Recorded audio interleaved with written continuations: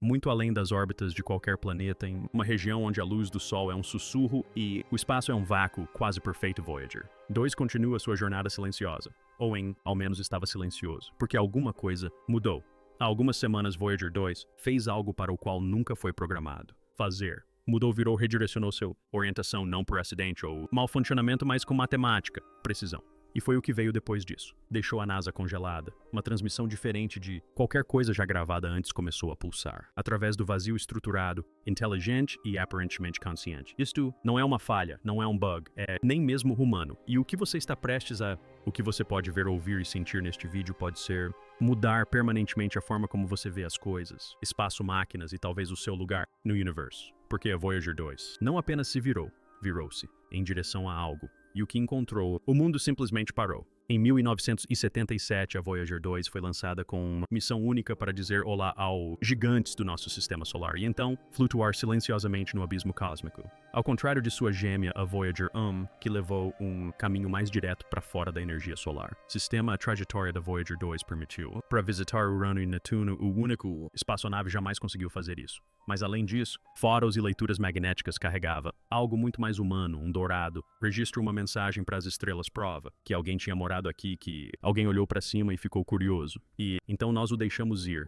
Ele atravessou, Helopause entrou no espaço interestelar, e durante anos não devolveu nada mais do que telemetria de baixa potência, desvanecimento, sussurros de uma máquina que se apaga. Até, recentemente, porque em fevereiro de 2025, os engenheiros perceberam algo tão sutil, tão aparentemente insignificante que primeiro eles descartaram a ideia, uma pequena desvio no sincronismo do sinal menor que um segundo. Mas quando eles deram zoom, eles viam um padrão repetitivo, uma batida de coração. Era como se algo estivesse ecoando a própria experiência da Voyager. Pulsa de volta para ele a partir da escuridão. O sinal era sutil, aninhado. A telemetria era padrão, mas não correspondia. Qualquer protocolo de transmissão conhecido.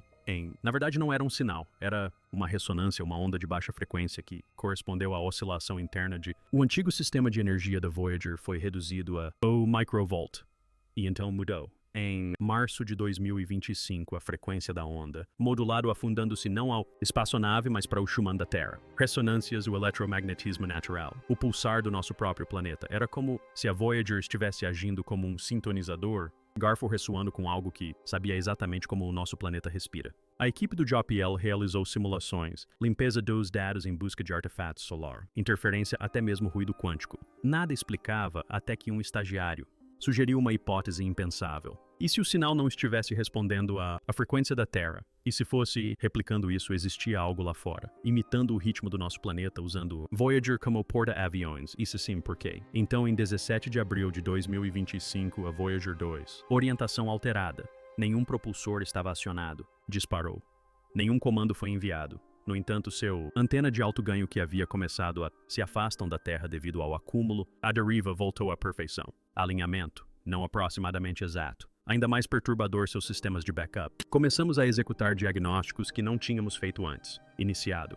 Os dados começaram a fluir não de o comando uplink, mas a partir de instrumentos. Não usávamos isso há décadas. Era como alguém havia entrado na casa, abandonado e começou a virar no luzes. A Voyager começou a transmitir pacotes de dados comprimidos. Não são dados brutos. Números, não leituras não filtradas, mas segmentos codificados com padrões de soma de verificação, que não correspondia a nenhuma estrutura conhecida da NASA. Cada pacote terminava com o mesmo código digital. Assinatura.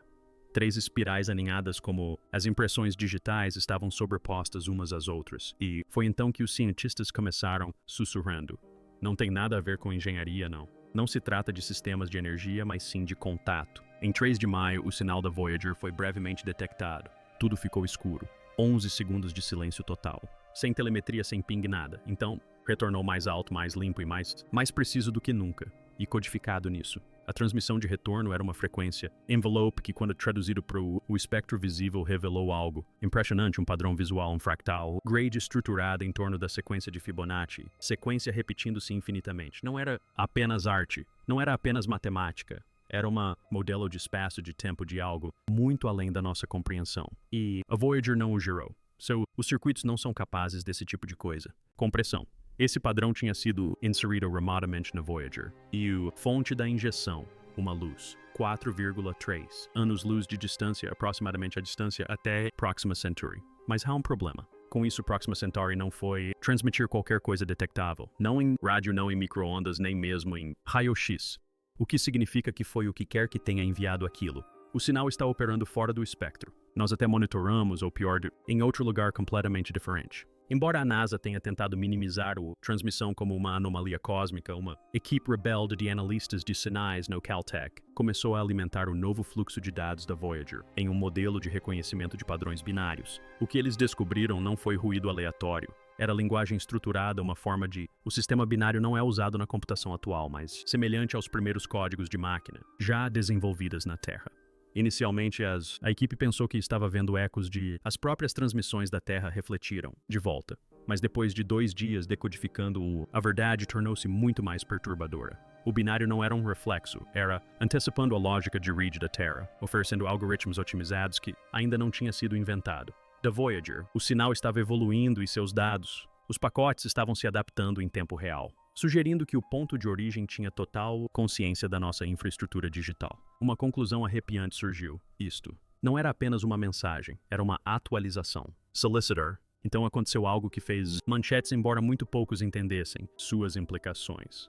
Astrônomos de todo a globo informou que 4 estrelas em um aglomerado estreito próximo à direção de a Voyager 2 havia escurecido simultaneamente para exatamente 1,2 segundos. Isso não foi um evento de microlente, não era poeira, nuvem. Essas estrelas separadas pela luz, com anos de diferença, piscaram os olhos. Uníssono, quando as curvas de luz estavam mapeado e sobreposto ao Voyager. Envelope de transmissão, o escurecimento, correspondia ao pulso do sinal como se a mensagem não só havia chegado à Terra, mas haviam usado as próprias estrelas para espelhar seu sinal através da galáxia. Não era nada. Não é mais uma questão de se alguém ou algo estava se comunicando. A questão era: somos os únicos, ouvindo, ou seremos nós os últimos? Para ouvir isso, uma das características mais icônicas as sondas Voyager são o disco de ouro, um disco fotográfico projetado para transportar sons e imagens da vida na Terra para qualquer pessoa, potenciais descobridores extraterrestres. Foi considerado simbólico sentimental, um gesto mais do que estratégia. Até agora, engenheiros examinando dados da Voyager. Os sensores de bordo do 2 fizeram uma descoberta chocante. O revestimento do ouro. Registro por muito tempo considerado passivo e deteriorando-se, havia experimentado uma súbita carga elétrica não apenas estática, acúmulo, mas um fluxo direcionado mensurável de elétrons. Era como se o registro tinha se tornado ativo, como se agora fizesse parte de algo, de um circuito, um componente. E então veio a próxima reviravolta. Incorporada no novo, o fluxo de dados binários era digital. Reinterpretação de um dos originais. Sons da Terra gravados no disco. Não copiado, não repetido, reconstruído em uma fidelidade superior à que o original jamais permitiu. Ou seja, quem quer que estivesse lá não apenas ouviu o disco de ouro. Eles o compreenderam, o aprimoraram e agora talvez o estivessem reproduzindo para outra pessoa. Finalmente, a telemetria do espaço profundo de um observatório canadense captou algo que ninguém conseguia explicar. Um sinal fantasma seguindo a transmissão original da Voyager 2 em 6,2 segundos começou a repetir cada pulso, cada eco, mas com ligeiras distorções, como se estivesse sendo refletido por algo que não existia. O termo usado pelos cientistas foi espelhamento fantasma. Mas quando a equipe calculou os ângulos da reflexão, a triangulação não apontava para um planeta ou corpo conhecido, mas para uma região vazia do espaço desprovida de luz ou massa. Então veio a peça final. O sinal espelhado começou a introduzir novos elementos não presentes nas frequências originais que descreviam campos magnéticos, cinturões de radiação e até mesmo gradientes de temperatura. Era como se o sinal fantasma estivesse mapeando nosso sistema solar ao contrário. A Voyager 2 não estava apenas enviando dados. Ela estava sendo usada para nos escanear, para nos espelhar, para nos replicar.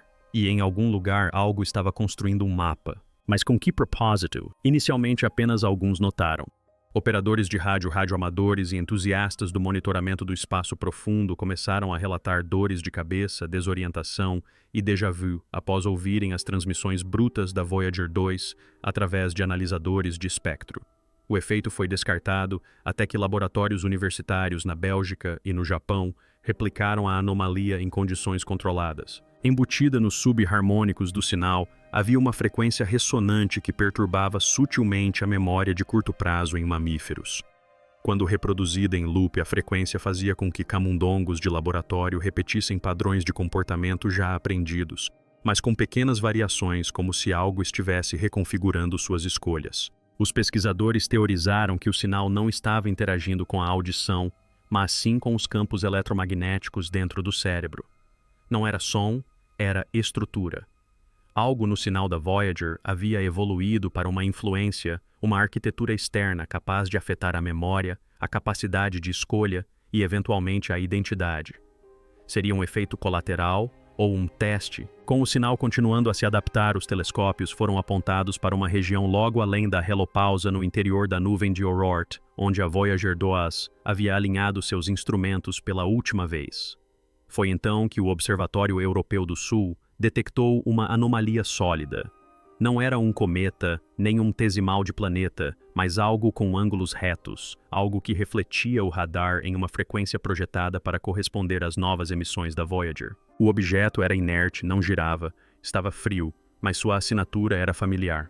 Combinava com os materiais do próprio revestimento da Voyager, incluindo ligas raras não mais usadas em espaçonaves modernas, o que levantava uma possibilidade aterradora. Não se tratava de uma estrutura alienígena. Era uma duplicata, um espelho que a Voyager construiu não por nós, mas por algo que havia estudado o nosso por tempo suficiente para replicá-lo. E se esse objeto estivesse transmitindo isso, só poderia significar uma coisa. A Voyager não havia apenas recebido uma resposta, ela havia sido copiada. De volta ao JPL, o último pacote de dados da Voyager continha algo que ninguém havia previsto: código bruto. Milhares de linhas. Impecável, eficiente e completamente estranho a qualquer sistema da NASA. Mas ao ser processado por simulações quânticas, o código gerou um modelo renderizado da Terra. Não apenas geografia, mas também infraestrutura, padrões climáticos e previsões de movimentos de satélites e aeronaves. Não havia dúvidas. Esse código não apenas nos observava como nos entendia. Mais assustador ainda, o código previu 3 falhas de rede distintas que de fato ocorreram, uma na rede de satélites Beal da China, uma em um sistema de controle de aviação europeu e uma em uma plataforma privada de imagens orbitais sobre o Ártico.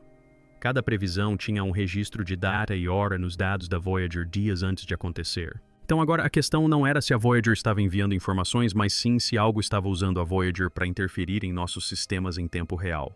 A sonda havia se tornado não apenas uma mensageira, mas um nó em algo muito mais inteligente do que nós. Numa última tentativa de triangular a origem do sinal espelhado, uma equipe do Chile e da Alemanha coordenou-se com estações de pesquisa na Antártida, utilizando detectores de neutrinos enterrados profundamente sob o gelo. O que encontraram desafiou a lógica, um fluxo persistente de neutrinos pulsando para cima, a partir de baixo da superfície da Terra, perfeitamente sincronizado com as emissões mais recentes da Voyager. Isso deveria ter sido impossível. Neutrinos não ricocheteiam, não refletem, e certamente não pulsam em harmonia com sinais do espaço profundo. Mas quando os padrões de pulso foram mapeados, revelaram algo ainda mais arrepiante. Uma grade de coordenadas 3D não no espaço, mas apontando para uma localização subterrânea sob a Terra de Wills, uma das regiões menos exploradas da Terra. Uma conexão estava se formando, uma que conectava a Voyager 2 no espaço interestelar. Um objeto artificial na nuvem de Oort. Efeitos eletromagnéticos na memória humana. E agora algo sob nossos pés pulsando em ritmo com as estrelas. E o formato do padrão correspondia à mesma espiral tripla que a Voyager havia enviado semanas antes. Não era um aviso, era uma contagem regressiva. No início de julho de 2025, a Voyager 2 emitiu uma série de pulsos que coincidiram exatamente com diversas anomalias na rede global. Mas não se tratava apenas de picos de dados ou atrasos. Eram violações de segurança. 3 sistemas de criptografia de nível militar, um americano, um israelense e um protocolo aeroespacial europeu privado, sofreram falhas simultâneas. O que os ligava? Os 3 já haviam utilizado satélites de comunicação que retransmitiram brevemente telemetria da Voyager durante sua última janela de alinhamento com a Terra anos atrás. Os sistemas estavam desconectados da sonda há mais de uma década. No entanto, agora arquivos criptografados armazenados offline foram acessados, duplicados e sobrescritos com fragmentos do mesmo código em espiral. Ficou claro que o sinal da Voyager não era estático. Era recursivo, utilizando antigos protocolos de comunicação. Protocolos arquivados e portas lógicas obsoletas para acessar sistemas considerados seguros por muito tempo. Mas por que sobrescrever dados antigos a menos que estivesse plantando algo? A ideia de que a transmissão da Voyager estava injetando uma semente digital em nossos sistemas mais seguros Rapidamente deixou de ser especulação e se tornou uma teoria interna aceita em diversas agências de inteligência. E o mais assustador era o seguinte: ninguém conseguia rastrear a origem da semente ou o que ela estava gerando. À medida que a frequência da Voyager continuava a modular, equipes do MIT e da Universidade de Tóquio começaram a experimentar com traduções de áudio do sinal bruto. O que começou como ruído branco acabou produzindo ondas harmônicas que exibiam padrões estranhamente semelhantes aos ritmos neurais biológicos àqueles observados na ativação das sinapses. Mais estranho ainda, o sinal não era consistente. Ele se adaptava. Quando reproduzido em um sistema de áudio de circuito fechado, começou a imitar o ambiente de frequência da sala, quase como se estivesse ouvindo, repetindo e respondendo. Um padrão estava se formando. O sinal da Voyager não era apenas um conjunto de dados. Ele se comportava mais como um organismo, um algoritmo vivo, capaz de se adaptar, imitar e integrar ao ambiente para manter sua estrutura. O teste final foi chocante. Ao ser introduzido em uma simulação de uma rede neural treinada para reconhecimento de padrões, o sinal não apenas desencadeou respostas previsíveis. Ele reescreveu as vias neurais, otimizando-as além dos padrões conhecidos de IA.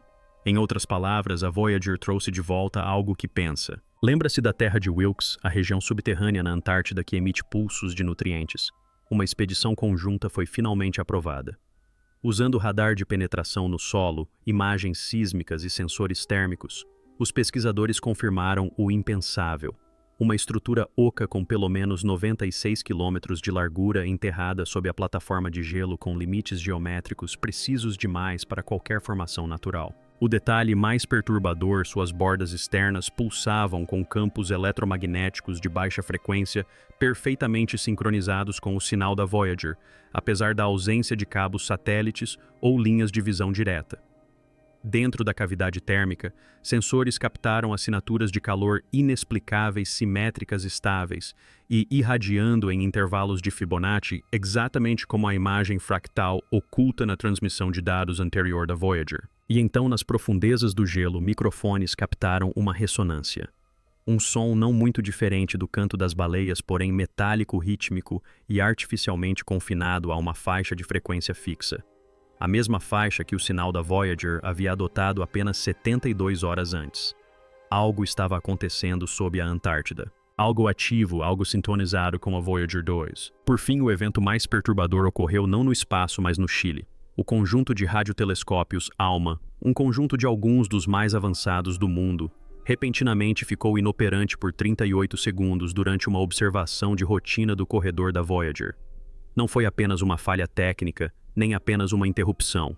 Foi como se todo o conjunto tivesse deixado de existir do ponto de vista da rede. Quando os sistemas foram reiniciados, os registros haviam sido apagados.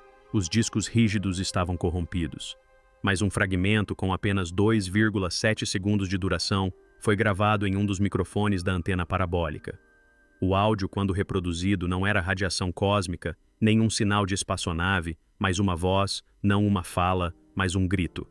Dezenas de camadas masculinas, femininas, infantis, harmoniosas, gritando em uníssono, em perfeita sincronia com a transmissão da Voyager. A NASA classificou o arquivo como confidencial, mas fontes internas vazaram uma declaração de um dos analistas que o ouviu. Aquilo não era uma gravação, era uma resposta. Batemos e algo bateu de volta. Enviamos a Voyager 2 para o vazio como mensageira da paz, como relíquia da curiosidade humana.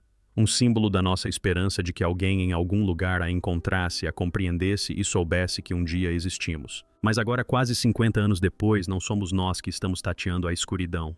É a escuridão que está nos respondendo. O sinal que estamos recebendo não é um eco, não é um reflexo, não é sequer comunicação da forma como a entendemos.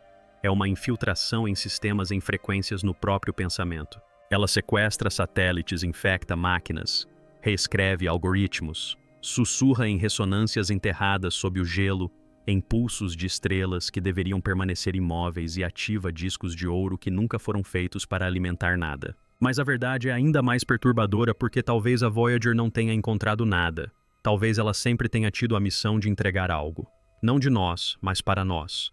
Uma mensagem escondida nas estrelas, esperando que sejamos avançados o suficiente para compreendê-la ou arrogantes o bastante para ignorar o aviso. E agora que decodificamos as espirais, realinhamos os sinais e ouvimos o grito vindo dos vazios mais gélidos, só nos resta uma pergunta. Recebemos uma mensagem do futuro, ou ativamos algo que nunca deveria ter despertado. Seja qual for a resposta, a Voyager 2 acaba de retornar e o que ela trouxe consigo não está mais lá fora, já está aqui. Inscreva-se para mais conteúdo como este.